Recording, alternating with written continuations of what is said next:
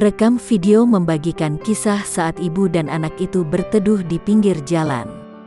Mereka duduk di pinggir jalan saat kondisi sedang hujan deras.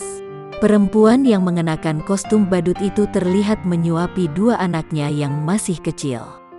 Menurut perekam, nasi kotak yang dibawa ibu itu merupakan pemberian orang lain. Kisah viral itu dibagikan oleh Mariani, 44, asal Banjarbaru, Kalimantan Selatan. Dirinya tak sempat menanyakan nama si ibu. Saat itu, ia dan timnya sedang mencari orang yang layak untuk dibantu. Mariani memang sudah sering berkeliling menyalurkan donasi sejak April tahun 2021 lalu.